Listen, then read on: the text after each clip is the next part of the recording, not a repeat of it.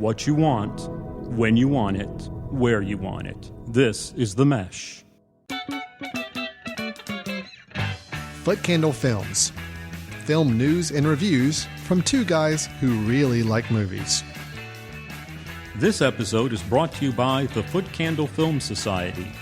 For a schedule of upcoming screenings and membership information, visit the Society's website at www.footcandle.org.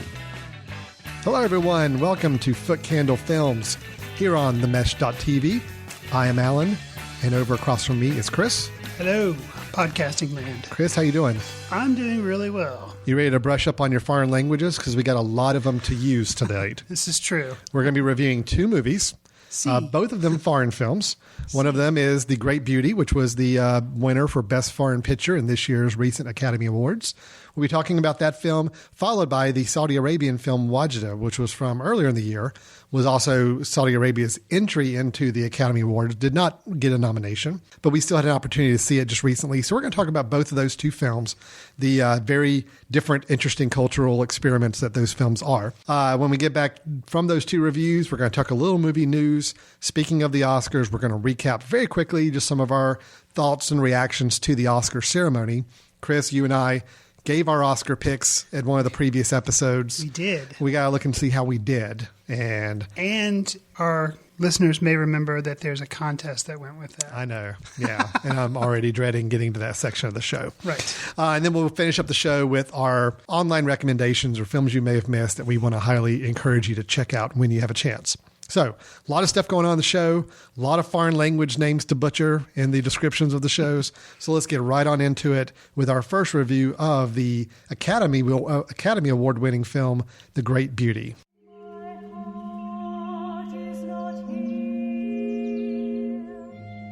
Quando sono arrivato a Roma, a 26 anni, sono precipitato abbastanza presto in quello che si potrebbe definire il vortice della mondanità. Io non volevo essere semplicemente un mondano.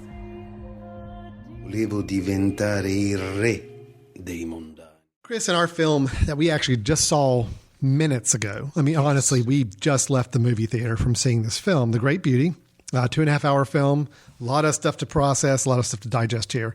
But let me kind of recap the film very quickly. There's a lot going on in this film, but I think we can summarize it fairly succinctly here.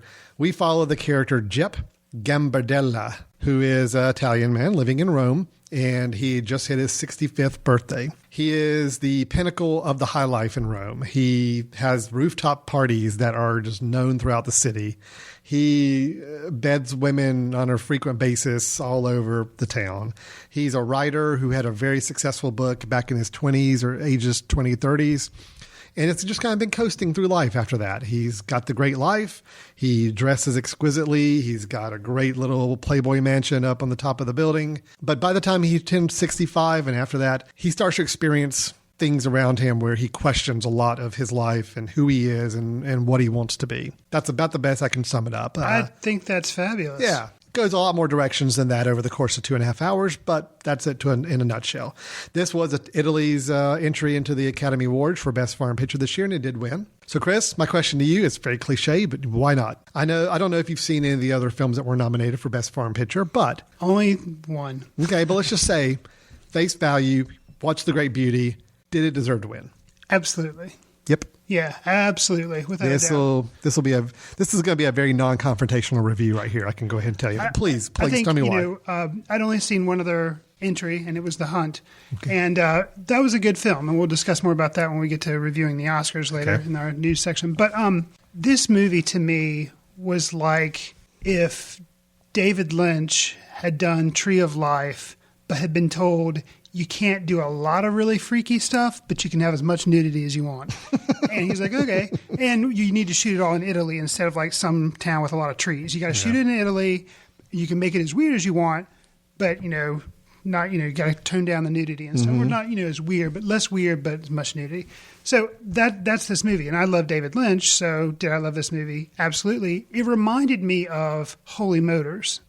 which I still have not seen. Okay. Yeah. It reminded me of that, but Holy Motors was a lot more weird. Yeah, right. And a lot like nonsensical. But this movie lets you interpret what you want to interpret. Mm-hmm. It is, you gave a very good summary of what this movie's about. But if you hear that summary, you're like, what movie? It's like about Schmidt. It's a guy looking back on his life. I've seen this movie 100 times. You've never seen this movie. And it is 2.5 hours. In the introduction for our Film Society screening that we just finished, you said that this movie was actually 3.5 hours, and they cut a whole hour out to make it 2.5 hours. I'm glad they did that because the film was good, but it's very episodic, very jigsaw puzzle-like. Yeah. And it kind of fits together, and I can see how you could easily take an hour of those puzzle pieces out, and it still fits together. Could they may have taken some more pieces out, and it would... I don't know. But I can see how the length could be challenging to people. Yeah, a little bit. There's a few scenes that maybe you could argue go on a little too long. Some of the party scenes in the beginning they're long, yes. But I think that's intentional. I mean, I think we have to almost feel the over the top pounding in our brainness of those parties to really appreciate the quieter moments even more later on. I would agree. And I think, there's not just one party scene, but there are several. But especially that first one is really long. And I guess I can see the rationalization you're saying is the guy, the 65-year-old, he's becoming bored of it. Yeah. And so it's important that we become not only irritated by it, but we become bored of it. So I think that may have been the intention of the filmmaker. I absolutely loved this movie. Good. Unabashedly, I've seen it twice in 24 hours now. That's true. Which is insane for somebody like me to do. But man, this movie has got me on firing ahead on all levels right now. To have a foreign film that was subtitled that you watched twice in 24 hours, that is saying a lot. A 2.5 hour subtitled foreign film twice in a 24-hour period. I'll tell you, Tony Cervello, who plays Jep, okay. I could watch this guy do anything at this point on screen. I mean, he's just a fascinating character to want to watch. And it didn't matter if it was in a more comedic scene. It didn't matter if it was a dramatic scene. He was just fascinating to watch his face and try to read his emotions. Even when he's an interviewer now. He writes, I guess, interview articles for a magazine. He's a little bit, but it's more like, seems to be kind of just a freelance whenever he feels like it. Right. So he actually goes and reviews or interviews people that are doing performance art. Seems to be kind of his niche, I guess. So we're exposed to about 3 or 4 different scenes of performance art. I had the most fun watching his expressions, or sometimes lack of expression, while he's watching some of these artists try to do something profound when he knows down deep they're not doing anything. Or else they're exploiting somebody, or they're doing something just to get a reaction. Right. That was the most fun part for me, is to see him reacting and interacting with the things around him. Where, yes, he's playing this high life socialite, and he does enjoy that life, but he's also seeing the hypocrisy with it all, with everything else around him. And that's starting to click in more, I think, at the 65th birthday than it probably has in his previous 40 years. It's just really, really fun to watch. Sabrina Farrelly, who plays Ramona, she's you mentioned episodic, and you're right. I kind of see the film broken into almost 3 parts. Okay. You've got your first part where it's just getting to know him, getting to know his lifestyle, getting to know who he is. But it ends with him kind of seeking for something, looking for something. Right. Episode 2 is all about Ramona. It is all about meeting her, spending time with her, enjoying a different walk of life and a different way of viewing things that she brings to the table. Got you. Then third act is all about the saint. I forget the name. It was a nun that was being canonized as a saint. It's all about her. Right. So it's kind of your 3 sections of your movie. It almost is episodic in a way. I can tell you've seen this twice because I can't wrap my head around it because we just walked out of the screening. But you're doing a pretty good job. Yeah, thanks. I've had time to digest it. I've slept in between screenings. There you go. But man, it's just, this is a movie that mixes surreal and beautiful, beautiful scenery. It mixes odd, interesting characters, but yet at the same time characters that I feel like we know people like. Maybe not as exaggerated as the ones we see in the film, but we still know them. Right. Great acting, great music, or at least just very interesting use of music throughout the film. For a complete package, I absolutely was blown away by this film. Yeah, the use of music did kind of stick out. It opens and you have kind of this oratorio going on with seemingly a cappella, I guess. I don't know if there were strings accompanying. I think it was a cappella. Yeah. and it's really beautiful. And then not long after that is when you get thrown into the party with this, techno music. And they did that a couple of times throughout the film. They used that same style, both styles of music, a couple of times, and it was always very effective. Yeah. So it was just a lot of thought was put into this movie too. Not that a lot of thought's not put into all movies, but camera work and the pans and the fluid camera reminded me a lot of like tracking shots that like Stanley Kubrick would do if he was doing like a Italy tourism video. Yeah, okay, I can see that. It was like very just sweeping shots and very interesting shots, not typical shots. There's the end credit sequence actually that uses bridges and panning up and down to bridges kind of as if it's blocking out and then starting another shot. Just really interesting use of camera. Well, I like too that, it goes back to this whole mixture of style because there was not one style present to this movie. I mean, it had moments that were extremely realistic. It had moments that were fantastical and almost kind of weaving a little mysticism and magic to a few scenes. But I don't think there was any desire to crib or try to ape any style from another director, but there are definitely some characters and scenes I think had very much a Coen brother feel to it. Odd random characters. I'm thinking particularly about the neighbor who lives right above him. Yeah. That you see in passing, you see interaction, you never quite know who he is. He's a little bit of a mystery. We finally get some closure and a resolution to him. But that to me, that was a perfect example of a Coen Brothers character where it's just I can see that. Somebody who's there, you don't know why. There's an odd style to them. There's some backstory we don't know, and we're still left with probably more questions than we had answers. The priest, the one who's fascinated by cooking and food stories. And doesn't end up having depth to share with people. That to me is another one of those, either a Wes Anderson or a Coen Brothers type of character where it's just, yes, there's comedy there, but yet there's also some deep messages about people who think they're more important than they are. So maybe a combination of David Lynch and the Coen brothers. I can see that, actually. That's a good way of looking at it. Weaving in that Terrence Malick scenery and photography and cinematography. I really enjoyed this film. I would say that if I had to mention, I did too, I enjoyed it. If I had to mention a weakness of the film, you were talking about maybe there were some supernatural type times. There's a use of a magic trick with a giant giraffe, and then there's some flamingos that fly off. I had problems with both of those scenes because the use of CGI. Yeah. And that kind of took me out because the rest of this movie was very realistic. Yeah. And I wish they had chosen one of the two. Yeah. Because both of them together, I was like, okay, they're using it. Was just very jarring to see, and I understand why they did it because.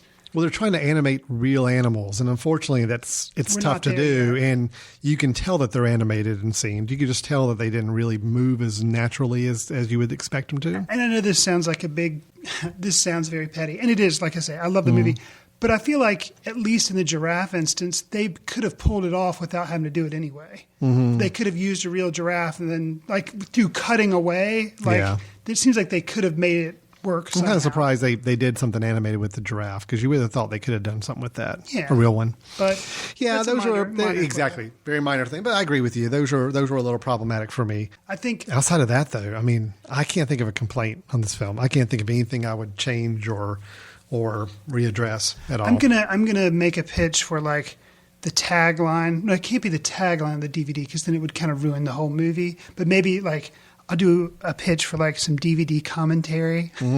Right. So, imagine Alan and I are on the DVD and we're talking about this movie. I'm going to explain the movie as the opening credits. Well, not the opening credits happen, but after that first party scene, they finally put the title of the movie up. Yep.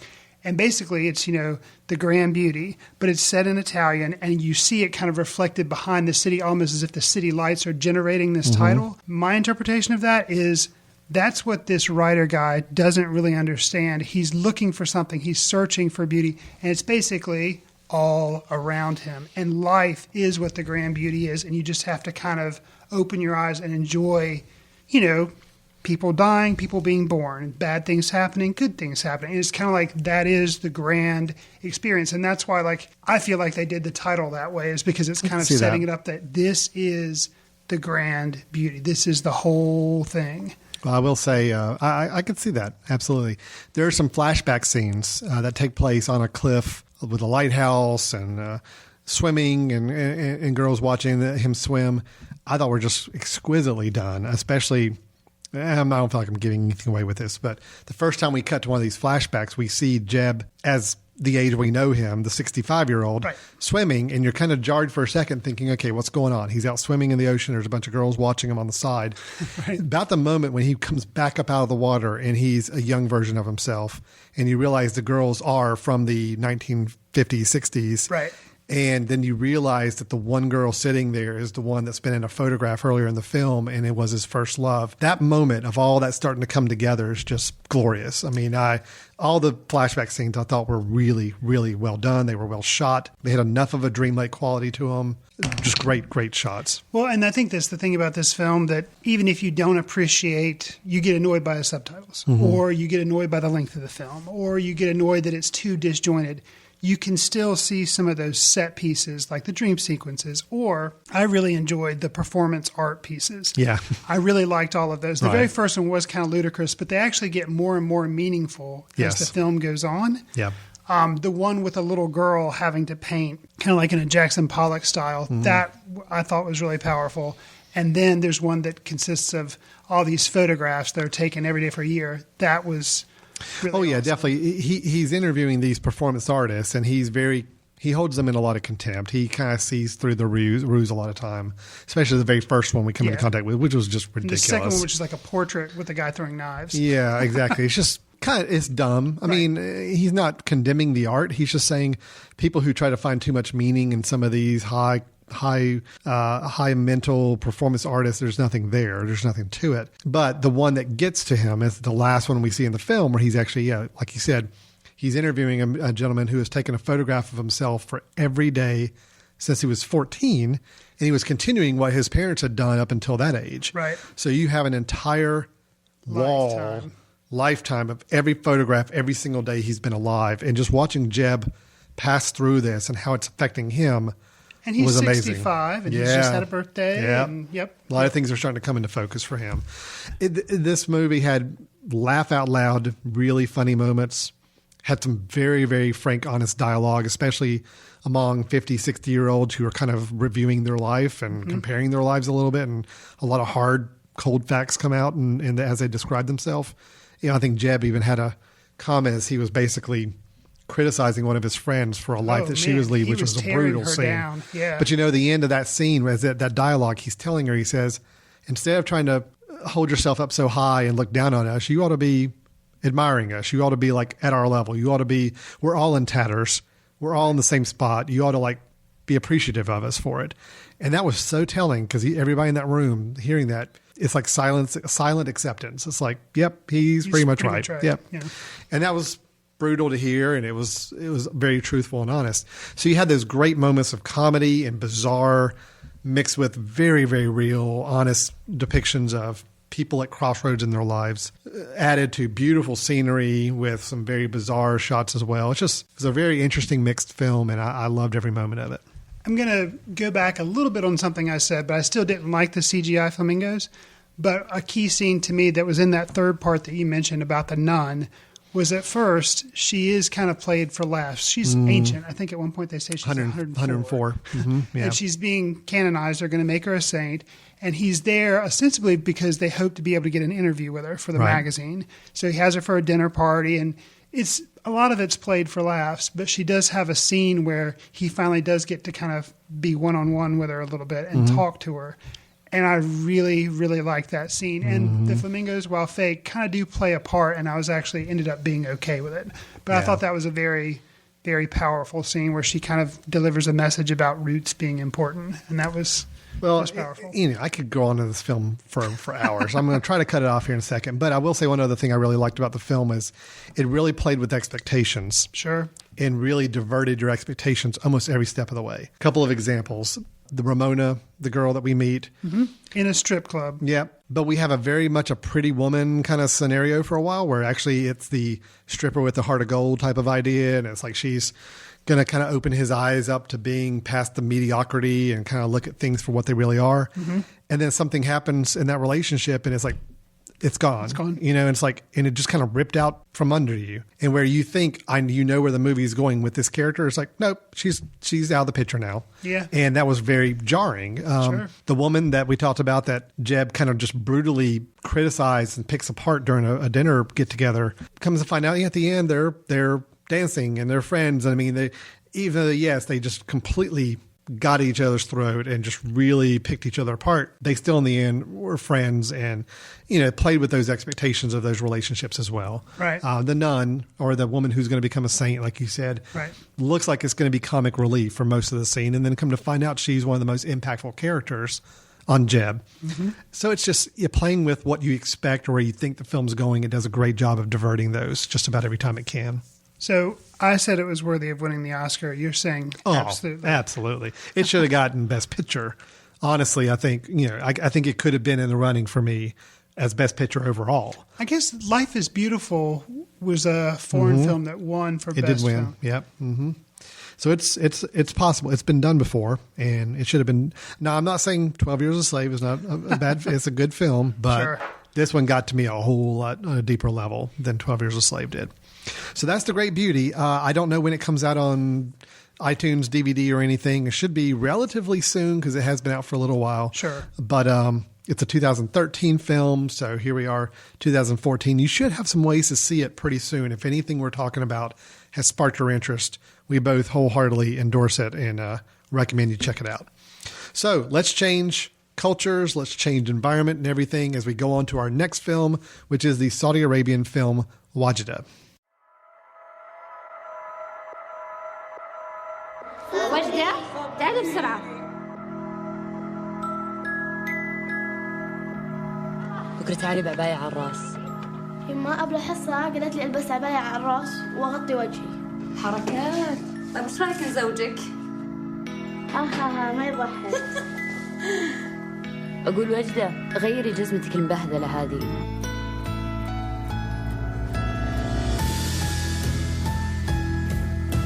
The 2012 film Alan Wadjda, when I heard the premise of it, it reminded me a little bit of Children of Heaven, which is an Iranian film. Let me first talk about Wadjda, then I'll talk about Children of Heaven, and let me see what you think about what you thought about Wadjda and how it compares. So Wadjda is the story of a Saudi girl and she wants a bicycle, basically. And so she then enters a competition at her school to study the Quran and be competitive with it. And if she wins the prize money, she'll get to get this bike that she wants to use to race against her best friend, a boy in the community. Correct. So that's the summary from IMDb about Wadjda. Children of Heaven was from Iran, and that was about some kids who needed some money for shoes, and they went to great lengths to try to get shoes, and they ended up having a race, and it was very important in that movie. So it was like kids struggling and getting shoes. This is girls struggling, getting bike. So when I heard about this film, I was like, well, I've already seen Children of Heaven. Why bother seeing Wadjda? It'll pretty much be the same thing. You'd seen Children of Heaven before seeing Wadjda. Right. What were your thoughts going in? And then how did you feel after seeing the movie? Oh, well, I think you summed it up pretty good. I mean, and unfortunately, how stereotypical is that of us as Americans to say, oh, it's a movie from another country that we don't see a whole lot of movies from, and it sounds like they've got a similar plot. And it's probably going to be the same. And, I would hate to think, in other countries, people see some of the movies we churn out here in America. And we churn out it's a lot about of as derivative. It's about as derivative as it can be. So I feel it's a little unfair. I hate that mentally we go to comparing these two films because it's two of the only films we've seen from these countries that just happen to have a similar storyline. But you're right. One's from Saudi Arabia, one's from Iran. Yeah, but you're right. It is true. There's a lot of similarities. I will say I like this movie better than Children of Heaven. Absolutely. I think this movie had more personality to it, and I felt like I learned more about the culture of the country around me, where Children of Heaven just never connected with me. I don't know what it was. It had more of I hate saying this, it had more of a TV movie feel to it. It did.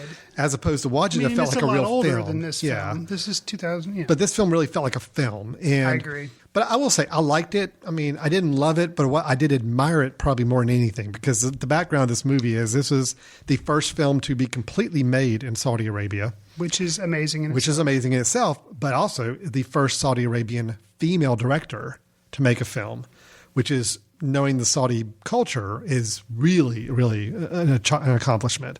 Supposedly, even while making the film, she on the street is not allowed to interact with men that were in the film. So she's having to direct from a van with walkie-talkies. Wow. Just a lot of challenges in making the film. That in itself, knowing that perspective of things really helped me admire the film a lot more.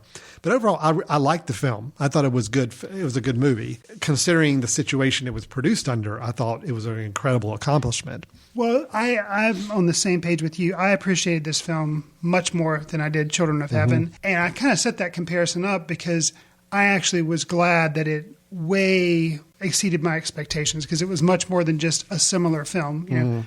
I really enjoyed the honesty that it talked about in this movie. Her mother, the girl's mother, has a strained relationship with her father. And it does not shy away from the culture there that allows men to take more than one wife. And how that's dealt with, I thought was very interesting. And it also deals with the Quran and, girls not wanting to obey and cover up with burqas and stuff like that. And I thought that was I think that's what you call, I know it's in some Muslim countries they cover up with a burqa. I think that's what it's called. But anyways, I thought that was very interesting because the girl does not want to cover up and gets in trouble at school for covering up. But then she sees kind of a reality of men leering at her, construction workers. And you think that's kind of a stereotype here in America. You have in New York, you walk down the street and a pretty girl walks by and the construction workers make comments. And you see that, no, that takes place everywhere. And the sense of menace that has kind of at one point, I was kind of surprised at. And I think, as you pointed out, the fact that this was directed by a woman, it was a Saudi Arabian film, it's very, very, very impressive. Yeah. No, I agree with you. I thought it was a very good movie. It had a good message. I thought it was simple enough, but yet it also spoke to a much bigger societal and cultural issues and concerns, and also some things about the culture that they really held up and revered as well. So it wasn't an indictment. It wasn't trying to cast stones at the Saudi culture. It was more of no, this is just what it's like. Here's the good and here's the bad. There's both sides of it. And I will say, too, one of the things I appreciated is the movie does have a pretty simple storyline. She wants this bike. She gets a competition. Will she get the bike? Will she not get the bike? But actually, some of the ways that it gets to the end of the film, I was kind of surprised that it took some less conventional. I don't want to ruin the film for anyone, but it took some less conventional choices and made some things turn out not as happy as they could have. And I was surprised that they decided to do that rather than make a quote unquote crowd pleasing film. I mean, you watch the film, and obviously the acquisition of the bike stands for a lot more for this girl. Sure. And they don't hit you over the head with symbolism and trying to make that it's all about feeling confined and forced into a culture that maybe she wished she could be more expressive or be more who she wants to be. In its very simplest form, the message is there. The movie just does a very good job of getting to that message in a very realistic way without force feeding anything or without being ham-fisted with it. So I felt good about it. I liked it. I'll throw one more thing out. I guess I'm just trying to say how much more I like this film than Children of Heaven. Sure. The view into politics and politics within their neighborhoods, that I never really had a sense of that in other countries. And, this kind of gave you a sense of there's somebody running, I guess it was a mayoral type race? I can't recall, but yes, there was a political race going on, and people seem to be hold a lot of allegiance to their tribe. And the family they belong to. The tribes in the Middle East and how they talk about that and how that's very important. And I felt there again, not that I understand it now, but it gave me a little bit more of a window. And so from a foreign film, that's kind of something I want. I really appreciated that from Wadjda. I will tell you, it's interesting we're reviewing this right after The Great Beauty, because honestly, these two films have probably given me more insight to the countries that they represent than I've had for either of those countries in a really, really long time with any other experience. I think they did a great job in both films of really getting us a feel for some of the cultural aspects of these countries that we don't get to experience very often. Wadjda does a great job with that. So I definitely admire it and appreciate it for what they did. Agreed. Good. So that's our two reviews for today, two different foreign films that we wanted to bring to your attention. Wadjda, I know you can get online through iTunes and some other places and Amazon. Great Beauty should be out on those platforms in the next few months. So we encourage both films are worth checking out at this point. We're going to take a quick little break. When we come back, we'll hit some news, some very quick Oscar recaps, and close out the show with our recommendations of films we think you ought to check out online. So stay tuned. We'll be right back with Footcandle Films. We'll get back to your show in a moment. Just a reminder, you're listening to The Mesh, an online media network of shows and programs ranging from business to arts, sports to entertainment, music to community. All programs are available on the website as well as through iTunes and YouTube. Find out more at themesh.tv and give us feedback on what you like. And now, as promised, back to your show. Welcome back to Footcandle Films. I'm Alan. This is Chris. And we are here talking films and movies. We just finished reviewing The Great Beauty and Wadjda, two great foreign films we think you guys ought to check out when you have a chance. Before we move on to our news, just a reminder that you are listening to Footcandle Films here on themesh.tv. That is our online podcast network of shows, original shows that we are broadcasting from right here in Western North Carolina. You can go visit us on themesh.tv to see all the other shows on the Mesh Network. You can also go back in time and watch or listen to any of the shows here on Footcandle Films that we've put out. We have, how many episodes are we up to now, Chris, if you had to guess? Oh, man. We had like 40, 50, 60. 50 is a good ballpark. We've been doing this for like 50 episodes almost. It's probably a pretty good guess. So yeah, we've been doing this for a while, and you've got a lot of episodes, a lot of archive shows you can go back and listen to. But there's also shows on other topics like business, education, music. We've got a lot of sports shows on the network. So a lot of great stuff to check out there on themesh.tv. Give us a listen. Give us a rating on iTunes. We'd really like to get your feedback with comments or star ratings on our shows. Comments are great. Star ratings even better. Even better. And even easier to do. It's the click of a mouse is all you got to do. All right. Well, Chris, the Academy Awards ceremony, the 86th Academy Awards just took place, 2 weeks ago, I guess? Something like that. Something like that. You and I, we normally have had an Oscar party for our film society. We took a break this year. It was actually kind of nice to be in my pajamas, laying on the couch, watching the Academy Awards, and just kind of relaxing with it. So we took a little year off and just kind of enjoyed some family time as the ceremonies were on this year. Did you watch the ceremonies? I did. Yeah, I got to skip the red carpet stuff there. No, you can't watch the red carpet stuff. That stuff's ridiculous. Speaking of the Great Beauty, that would be the blah, blah, blah stuff that we've got to get past. So let's just real quick. I know you and I both put together our picks, and I'll go ahead and let everybody know. Yes, Chris trounced me on this year's picks. How many did you get right? I got 17 of the 24. I think I had 13 right. So, yeah, you got me on this year. So what film do I have to go see? Well, it's the lowest rated Rotten Tomatoes one. Is that what we said? That's what we said, was we were going to choose the lowest rated Rotten Tomatoes film, and then you would go and see it. And then on a subsequent show, you would give it would be the first Alan Jackson minute review. We usually had that Chris Fryer 2 minutes, 60 seconds. All right. Well, here, just because we're recording this right now as we talk, and I'm actually pulling up Rotten Tomatoes, we're going to find out what that film is I have to see. So it's one I got to actually go to the movie theater to see. Right. I mean, that's only fair. That's what I would have made you do if you had won. So let's look at the box office that's going on right now. And I am looking for the lowest one rating. Right now, I am seeing the lowest score for the current top box office is the film Ride Along with 17%. I think that is excellent. Really? Excellent for you to go see. Not me. No, I understand. I was hoping you'd maybe let me get out of that one, but it sounds like that's going to be the one, because as I'm sorting them, I'm looking at a much longer list. There are a few on here that are even lower than Ride Along, but I don't think they're actually in the movie theater anymore. Right. Oh, wait a minute. Nope. I do have a couple more options. You choose the one I go see, Chris. Okay. So we have Ride Along starring Kevin Hart, who makes my skin crawl. He is so annoying to me. We have The Legend of Hercules, which has a 3%. Whoa. But I don't know any movie theater that's playing that. Okay, I'm just going to go and tell you. If you want me to go to a movie theater, I could not tell you where The Legend of Hercules is playing. You may have to go out of state to find that one. I, Frankenstein, has a 4%. Wow. That was the film that was gracing the movie screen right after The Great Beauty when we left the movie theater tonight. Are you serious? Oh, yeah. Oh, man. How so you could just bizarre was stay that? There and watch The Great Beauty To me, one of what I think is probably the best films I've seen in a while, with a 4% I, Frankenstein to follow shortly afterwards. Nice. Then there's The Nut Job, which is also playing at our local downtown theater.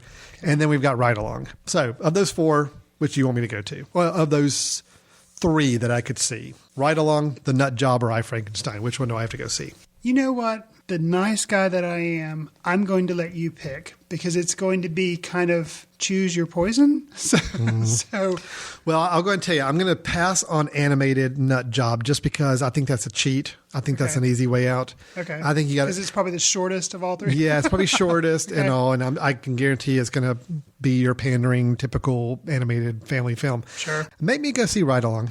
Okay. That's fine. I'll go see it. Right along. Yeah, why not?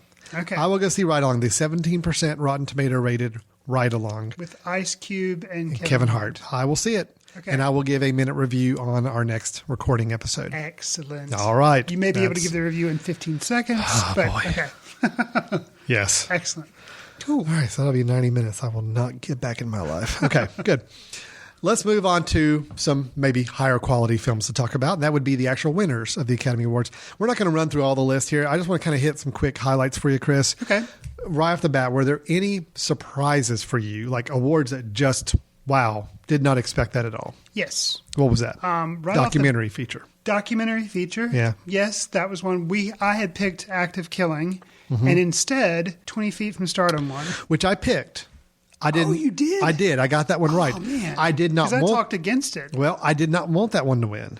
but that's the one I did pick, and I was right on that Okay, one. and I think if I had used my crystal ball a little bit and my legends of the Oscar winners, I think what happened is The Square, Act of Killing, and one other one that I'm forgetting right now, Dirty Wars, I think was that. Those 3 canceled each other out. Yeah, they were very because it was similar all in their very top subject matter. serious, Yeah. like dealing with war and killing, and so it kind of all canceled out.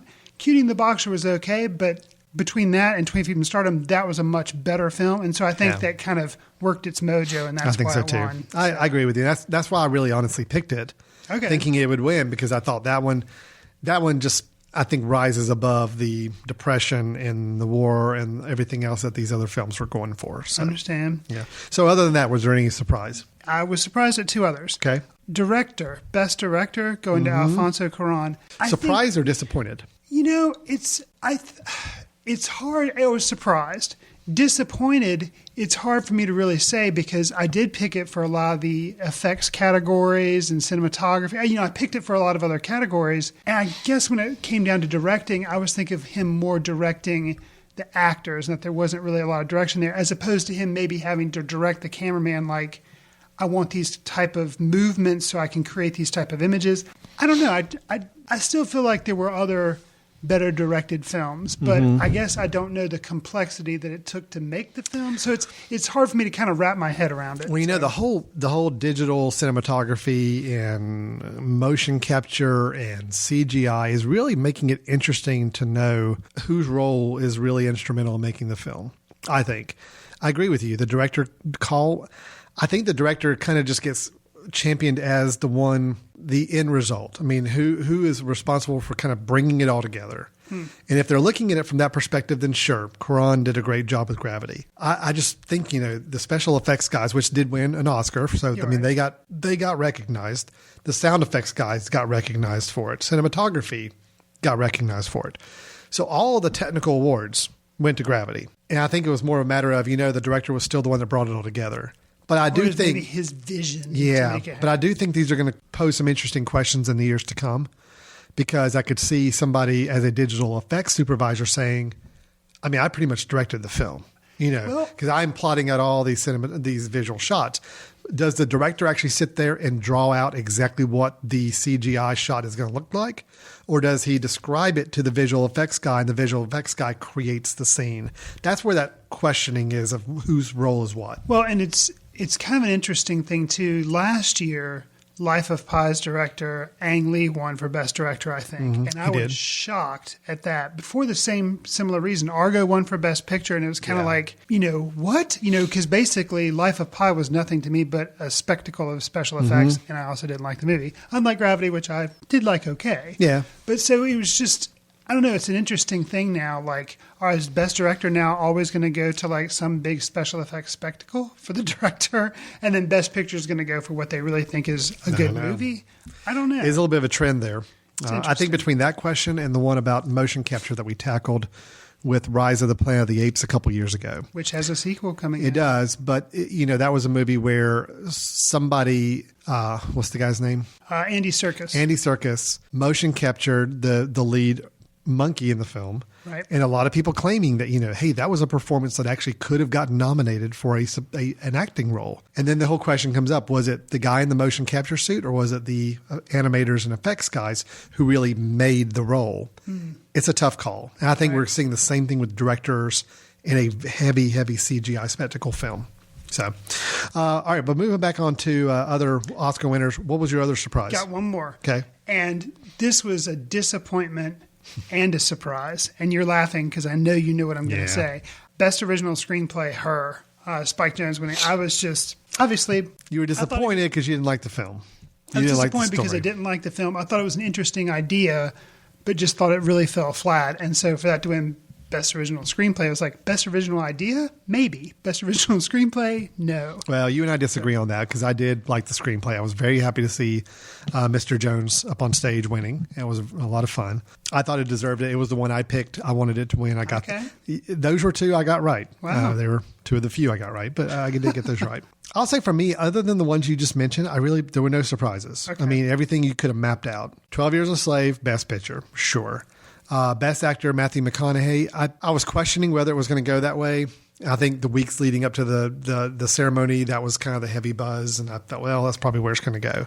Lupita Nyong'o for 12 Years a Slave.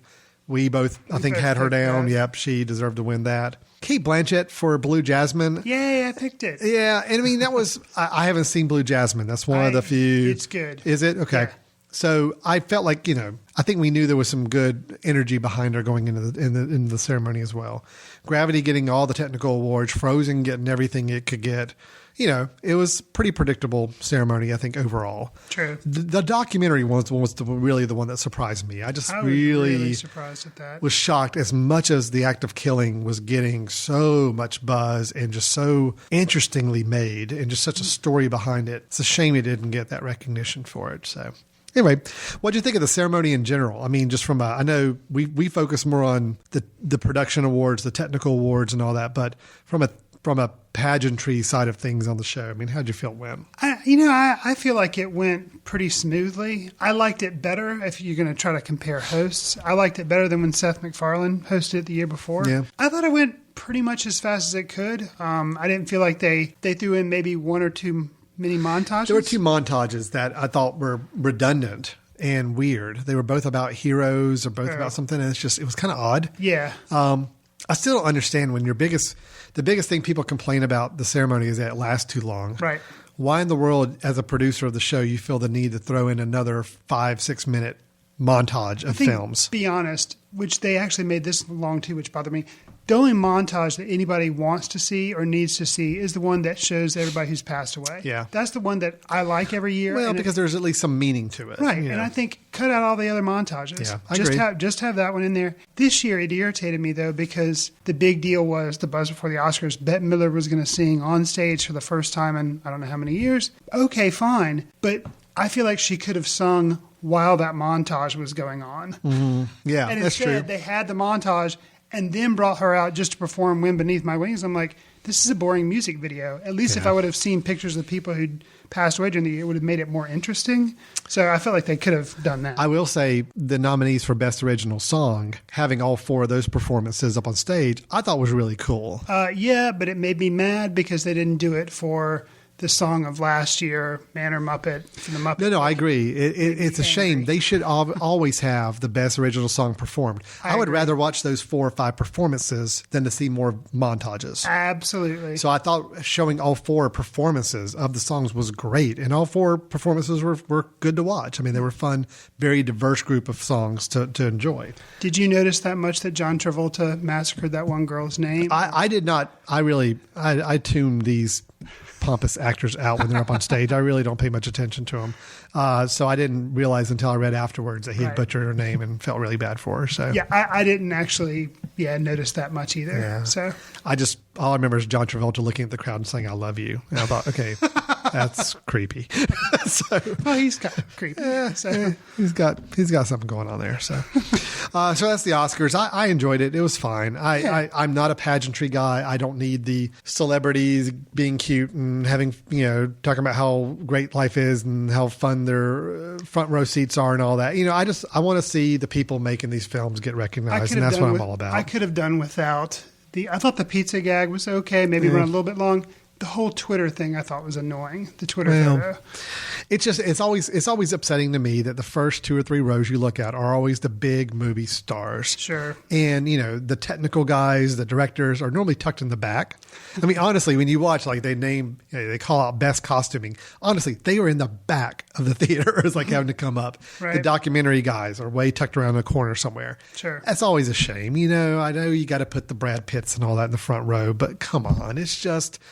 If you're going to celebrate the whole picture of a movie, let's really celebrate it and make them all feel like we're on equal ground, not cater to the big, hot young stars in the front. So that's me. I get a little sick of it, but it's still a fun ceremony. True. And I think what can redeem it is a speech like Best Supporting Actress, Lupita Nyong'o, for like it was very good. It was genuine. And I hate to say it, not to say that seasoned older actors who've been nominated several times can't give a genuine speech, but like she's a kind of a fresh face, and her speech was like, it's like, yeah, this is what the Oscars is about. Somebody does a really good job, they're rewarded, and instead of being pompous or whatever, they're genuinely moved. Yeah. And that's kind of... It's rare, but there were a couple of those. There were a couple of those this year. I thought they were good speeches.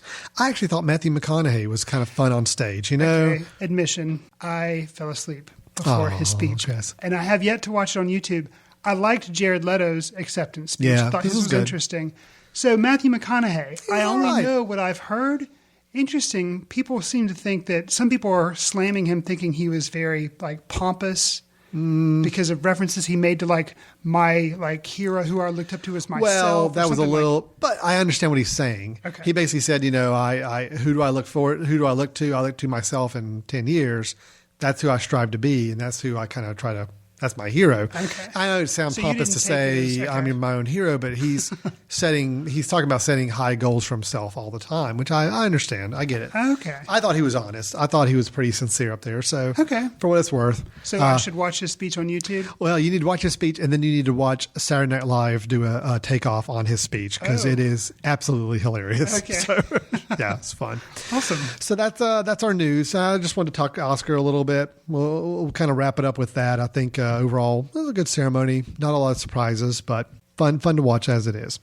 So let's move on to our picks. Chris, let's talk about a film. This is how we always end up the show. We talk about a film that is available online or available easy for people to get access to, that you could honestly, the minute you turn off this podcast, like you've taken it off your headphones, you could walk to your TV and within a couple clicks on the internet actually be watching this movie. That's the whole goal with these picks. So Chris, what is your pick you've got for us that fits that description? Well, in keeping with our earlier theme of having foreign films, Yes. my film is going to be a foreign film. Okay, nice. It's a 2013 film from Hong Kong called Drug War. And it's by a director who apparently has made other movies, but I have not seen any of them. Johnny To is his name. Okay. And he's kind of like, reminds me of something like a Quentin Tarantino for China, maybe. Even I haven't seen his other films, but clever dialogue, some characters that are larger than life, and that's what Quentin Tarantino also does really well. I really liked this film, basically because I thought I was going into it just going to see another cop movie, because it's about a drug war, about the cops against the drug lords, and it was much more than that. It was kind of a combination of the storytelling of traffic and almost like an Ocean's 11 approach to police work, because it was this big, huge cast of police who all had different roles and they were all doing different things to try to keep up with the drug lords, and it was a lot more complicated and intricate than I thought it would be. It's violent. Let me warn you against that, which is kind of the Tarantino Sounds like it would aspect. be. Yeah. But it's really, really well done. Drug War. And well shot. Yeah. So pretty simple title, but it's what it's about. Well, I've heard of the director. I'm not, I don't think I've seen any of his films, but that's interesting. So it's available on Netflix? It's available on Netflix Instant. So very cool. Check it out. Nice. Well, I'm going to break and not do a foreign recommendation. I know every film we've talked about just about's been foreign film, and this is not. It's a breath of fresh air. But and mine is not a traditional movie that you would go on Netflix or iTunes to watch. You can actually watch this one for free at any time on a website. Okay. It's not a home movie of yours. No, that'll be my pick next episode. Okay. If you go to the website extension765.com. Oh, wait. You know where I'm going with this. I do. I didn't know that. Okay. Yep. Yeah, please continue. It's the Psycho thing, right? Yep. Okay. Extension 765 is a website that Steven Soderbergh has put out some work on. Kind of a creative outlet site, if you will. He's just got some random stuff up there. So he did an experiment, which on the surface, okay, you're going to hear this, people listening at home. I'm talking to you directly. You're going to hear about this experiment of a film and think, that's stupid. But bear with me. We've talked about the film Psycho. We did a kind of a flashback review of it last October. It's in the archives. You can check it out. It's in the archives. I've mentioned it several times in passing how much I love the original Alfred Hitchcock Psycho. And you have never seen the remake. I've never seen the remake. And neither have until parts of now. Right. Here's what Steven Soderbergh did. Sounds very simple on the surface. He took the two versions of Psycho, the Alfred Hitchcock version from 1960, and then the something or another, I don't even know what year it was. I guess, with Anne Heche and... Is it Vince Vaughn? Vince Vaughn. Okay. Which nobody really liked. I mean, it was a shot-for-shot remake of the movie. Right. Seemed kind of pointless. In color. Soderbergh has gone and merged the two together. And again, you may say that sounds really stupid. And actually, when I heard that, I thought, well, that seems stupid. That seems stupid. But you watch it, and there is actually a logic to it. So you're watching the film, and it starts in the 1960 version, and then occasionally it will cut to the more modern version. It's a little disjarring, and you're seeing characters change. But after trying to figure out what is going on, I think I know. Oh, wow. Okay. I think I know what Soderbergh was doing. Does it run the full length of the film? Yes. Okay. It is every scene. Okay. It is every shot. Okay. He made the conscious decision to do everything black and white. Okay. So even though the more modern version was broadcast in color when it came out, right, he has now made it black and white. Okay. The only scene that's in color, shower scene. Wow. Interesting. And there is a reason for the shift between the old and the new. Okay. There is a very... As I've gone back and watched parts of it again, I totally get it now. So you've watched it more than once? I've scanned through parts of it again to try to see if I could understand why he would mix them like this. Okay. And there is a reason for it. The whole movie with Psycho has a lot to do with people's perception of you. Okay. And if you'll notice when you watch it, the old original 1960s is when people are reflecting. It's just them, the real them, where the more modern version is where other people are watching the characters. Interesting. So it's a change in perspective. Huh. When somebody is being perceived or watched or being looked at in a different way, the shots change. It's really cool when you start to click it in what's going on. Anyway, you go to the website extension 765. What was that number? Yeah, extension 765. Extension765.com. It's right there on the front page. You click the play button. You got an hour and a half movie to watch of Psychos with an S. Psychos. Right there as an experiment. Does he do the titles, or how does he? I'm trying to remember. I think the titles were the original titles, but I think he merged them just enough to where it showed both sets of names. Oh, wow. Yeah. Got a question. Can't help it. Sure. So he doesn't take this opportunity to edit out the really painful scene at the end with the explanation that we harped on?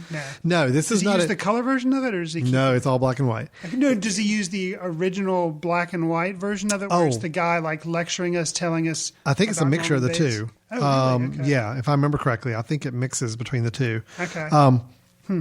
Interesting. Yeah, and there's some others. Creative elements, like some of the more dramatic scenes, which by that I mean like at the end when Miss Bates. Yes. Okay. That ending scene with the knife and all that. He does some creative editing montage between both. I could see how that with a mixture. Sometimes there's overlapping scenes and all that. So those are creative licensing. He does something a little different to it than what you would expect. But the rest of the film, he plays it as cuts between the two versions. It's very, very interesting. So he did Side Effects, then he did Behind the Candelabra, and now he's done with filmmaking, and now he's just going to do little fun things like editing. I don't know.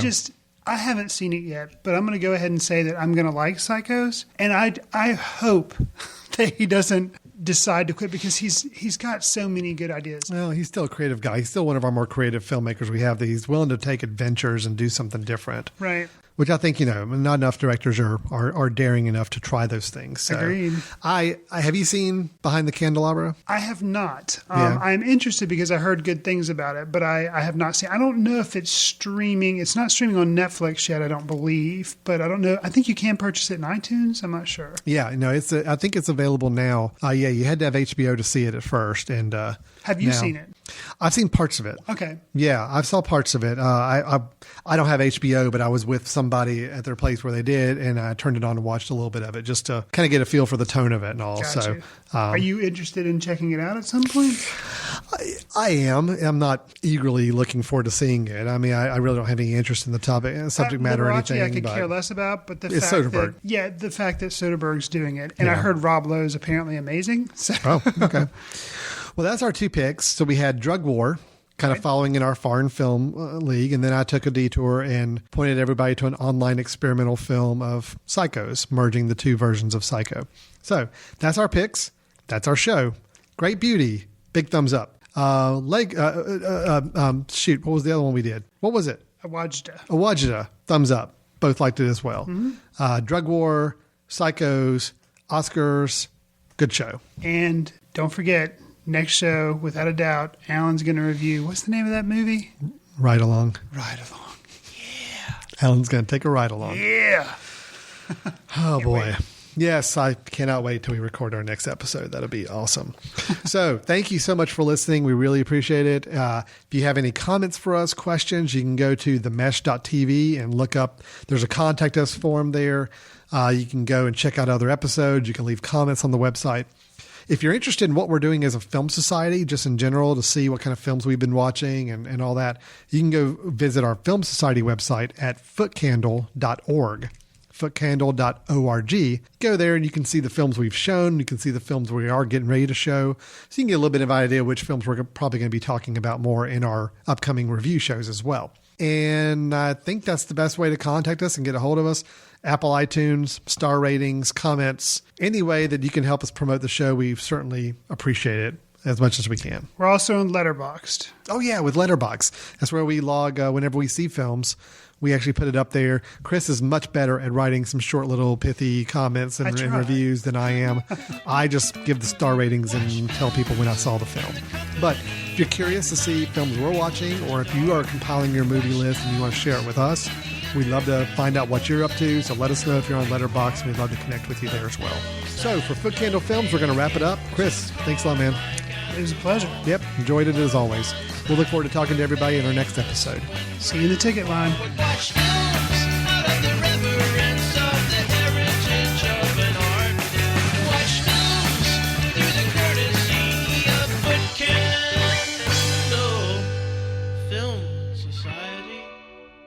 Special thanks to Carpal Tuller for the show theme music. For more about Carpal Tuller, visit www.carpaltuller.com. You've been listening to The Mesh, an online media network of shows and programs ranging from business to arts, sports to entertainment, music to community. All programs are available on the website as well as through iTunes and YouTube. Check us out online at themesh.tv. Discover other network shows and give us feedback on what you just heard.